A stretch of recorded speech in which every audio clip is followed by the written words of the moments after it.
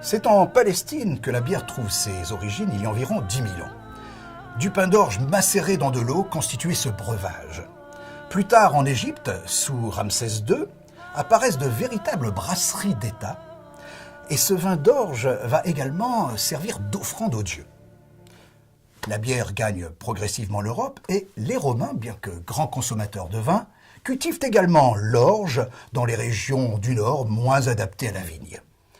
C'est d'ailleurs à cette époque que nos ancêtres les Gaulois produisent la fameuse cervoise. Ce sont eux d'ailleurs qui sont à l'origine des tonneaux de bois qui petit à petit vont remplacer les amphores. Lors de la chute de l'Empire romain, les moines récupèrent les méthodes de fabrication et développent des brasseries dans la plupart des abbayes. Mais à la fin du XVIIIe siècle, sous la Révolution française, des monastères, des abbayes sont détruits et c'est Napoléon qui, dans le cadre d'une relance générale de l'économie, va permettre la reprise des activités brassicoles. La brasserie de Gaillan voit le jour en 1919. Ici, on conçoit une bière comme on élève un bon vin. Les méthodes artisanales demeurent une tradition et la qualité prime sur la quantité. L'originalité, la saveur, la finesse d'une bière sont toute l'alchimie qu'un maître brasseur puise dans des formules ancestrales. La mise au point d'une bière, c'est en fait l'équilibre entre les grands goûts qui se marient dans une bière. Les goûts viennent soit des matières premières céréales, soit du houblon et de son amertume, soit d'épices qu'on peut rajouter à la bière, ou d'arômes. Et donc, il faut éviter de trop pousser différents goûts pour que l'équilibre se reste dans la bière. Si on fait une bière très amère, il faut éviter qu'elle soit en même temps très parfumée, parce que le consommateur va pas retrouver le type de la bière et l'équilibre ne sera pas bon. Chaque céréale apporte des goûts un peu différents. Le blé va être un peu plus acidulé, le malt d'orge va apporter plus de bouche. Et donc, on va se régler avec les différentes céréales, les grains crus, tels que le riz ou le maïs, et le blé, pour avoir l'équilibre que l'on recherche dans la bière. Ici, à Gaillan, le brassage se fait à l'ancienne par décoction dans ces grandes cuves en cuivre. Le malt d'orge concassé à l'état de farine est mélangé à de l'eau. C'est ce qu'on appelle l'empâtage. Le mélange ainsi obtenu est chauffé à différentes températures durant 3 heures. Les enzymes contenues dans le malt transforment alors les amidons en sucre. Ces sucres auront la particularité de se convertir en alcool plus tard. La pâte décante ensuite dans une cuve équipée d'un fond filtrant et au bout d'1 heure, elle est rincée. Les résidus qu'on appelle drèches sont extraits. Ces drèches sont récupérées par le fond de la cuve car elles ont une valeur énergétique importante. Très appréciées dans l'alimentation du bétail, elles sont acheminées vers les exploitations agricoles.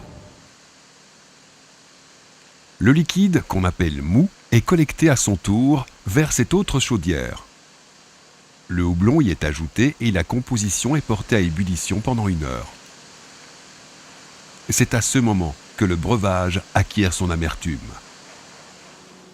L'ensemble est maintenant refroidi, oxygéné et envoyé dans ces grandes cuves maintenues à température constante. Des levures y sont injectées et les sucres contenus dans le mou se transforment alors en alcool et en gaz carbonique. C'est le principe de la fermentation. Cette opération dure de 3 à 10 jours selon le type de bière en préparation. Lorsque la fermentation est terminée, la température des cuves est refroidie à 0 degré. Les levures tombent au fond de la cuve et sont récupérées.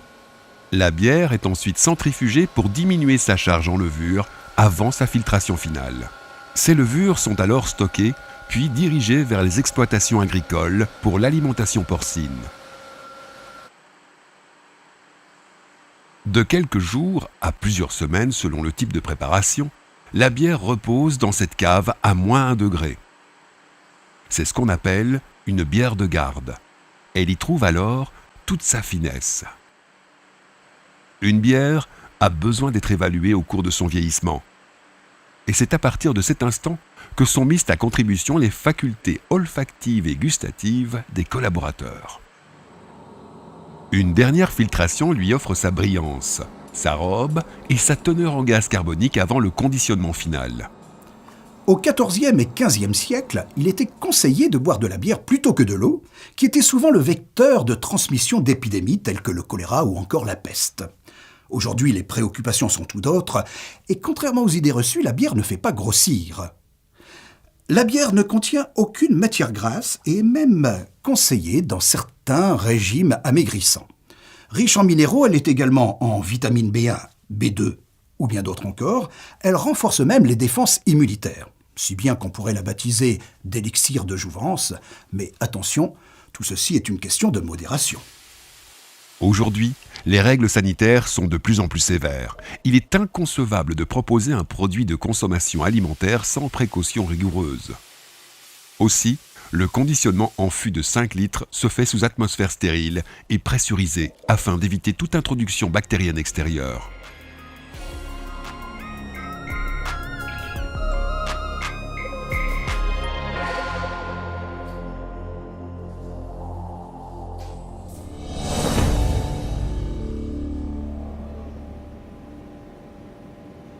Nous sommes ici au laboratoire où je suis assisté par 2 collaboratrices qui réalisent des analyses sur les matières premières, les produits en cours de fabrication ainsi que sur les produits finis.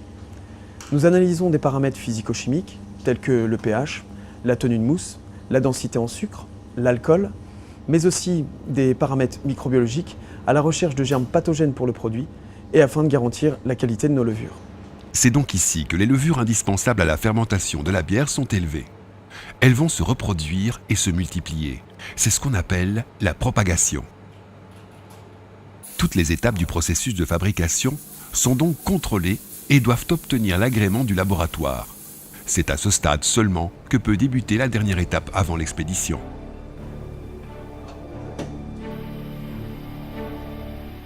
Ici, à Gaillan, 20 à 50 000 bouteilles par heure défilent sur les chaînes de conditionnement.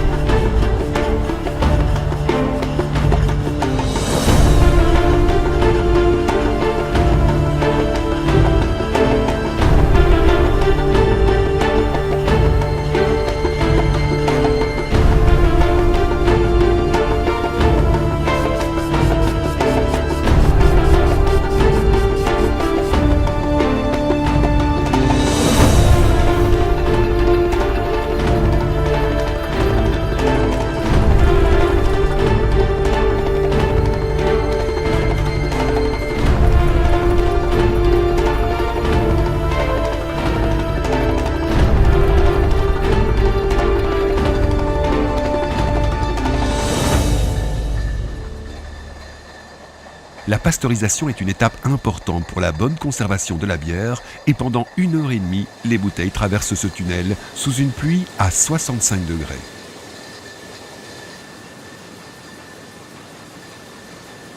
Collerettes, étiquettes et contre-étiquettes sont précieusement ajustées et collées sur les bouteilles. L'identité de la Goudale s'affirme.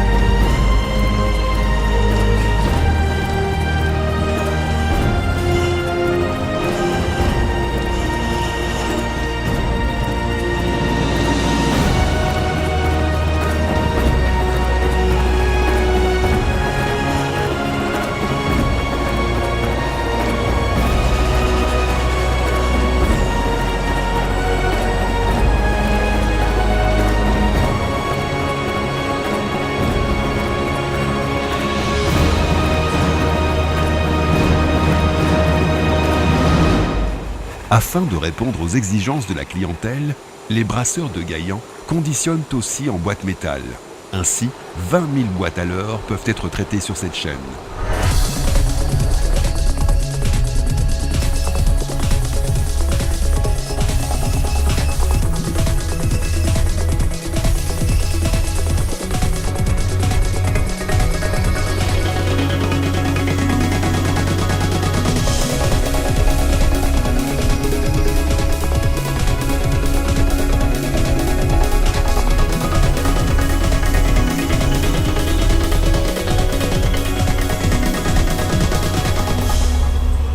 Les cafés, hôtels, restaurants exigent un conditionnement spécifique.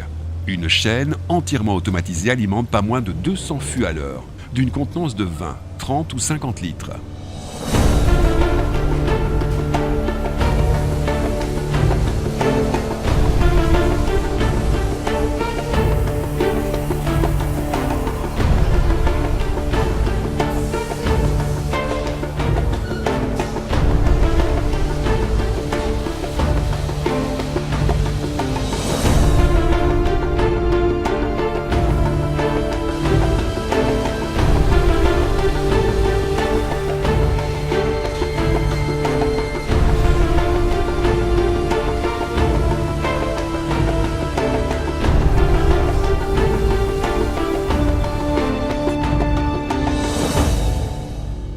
Au XIVe siècle, on commandait dans la langue de Shakespeare goudel, ce qui veut dire une bonne bière.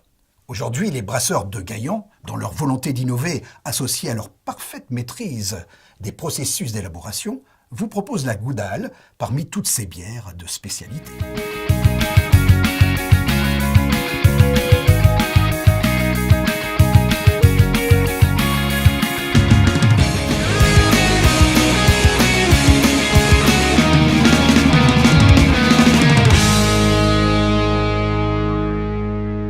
La goudale, tout simplement de l'amitié à partager.